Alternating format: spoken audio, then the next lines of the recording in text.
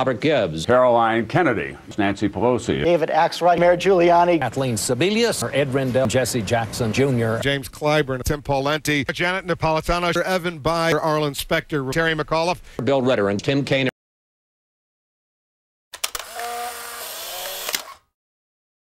When did you find out that Obama was not going to pick you? You know, I'm not going to talk about my conversations with the campaign about this. I will say, Chris, it was really flattering to be mentioned. Always seemed like kind of a long shot to me. Are you disappointed? Well, you know, I told you, my wife said, after I found out, remember, you've been elected to the highest office in the land. You're my husband. Well, obviously, Wolf, it's a life-changing moment. He had a lot of nice things to say about me, which I was very flattered by. I told him I was honored to be considered. I hope it reflected well upon both me and my state. He didn't tell you he was picking Biden, did he? No, he just said that they were going to be going in a different direction, but he said that that was a reflection on other things than me. He said a number of things, Wolf, that I would sound immodest if I recounted to you, so I'm not going to do that. Barack Obama did exactly what he said he was going to do. He picked someone who compliments him. He picked someone who is of his own mind and will not be a sycophant, and he picked someone who is knowledgeable in the ways of Washington. Women across this country are going to be introduced to the second real champion for women on the Democratic ticket. I think Joe's going to be a happy warrior. He's going to go out there and in his special way point out the differences.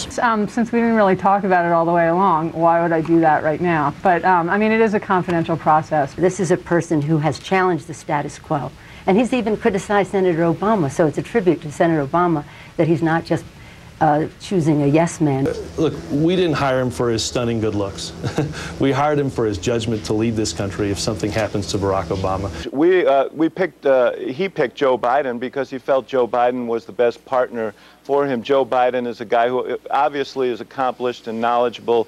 Violence Against Women Act, the Crime Act, put 100,000 police on the streets of this country in the 90s. Expert on foreign policy was Senator Clinton. They had a discussion back in early June about it.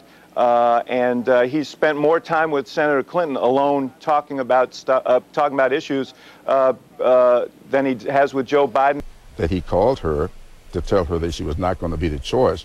So if he called her to tell her she was not going to be the choice, it must be that she and he both knew she was under consideration. She didn't think she was going to get picked to be vice president. She wasn't vetted. She'd had conversations with Senator Obama. So, you know, she knew it, I knew it, others knew it. Obama needs Hillary Clinton, this convention, to sell him to these voters, and not just to be convincing that she supports him. That isn't it. She's got to say, look, this guy's ready to be commander-in-chief, and mean it. The obvious choice would have been Hillary Clinton. She had 50% of the Democratic vote. Obama has 50% of the Democratic vote.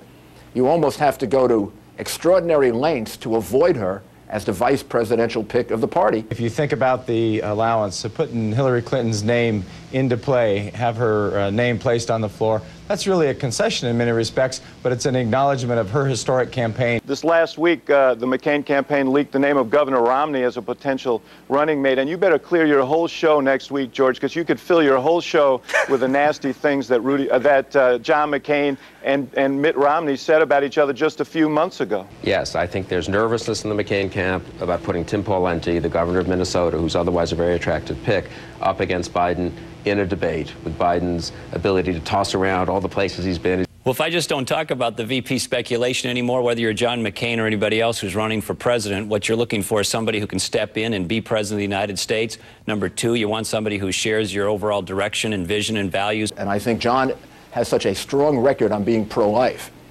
100% as far as I can tell, from the very beginning, from the first moment he got into politics. You couldn't have a candidate with a stronger record on pro-life. John McCain has never been a trumpeter on the issue, never been outspoken.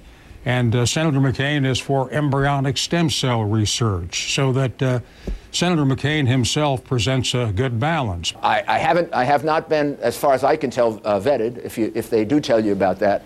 And this convention is about ensuring that John McCain does not get an 8th home. He has 7 homes, that's enough, but public housing... We think it's 7, Jesse. We're not quite sure. Could be 10. Well, we don't want an 11th home. We don't want him in the White House. I think this is also a subtle, maybe not so subtle way of raising the age issue. It's not only that he has a lot of houses, but he can't remember how many he has. These two guys were running against each other. Senator Dick Lugar of Indiana, the chairman of the Foreign Relations Committee, to each of these candidates several times. All right, I got another long question, so Good, maybe because this you want to try the other here. You talk too much.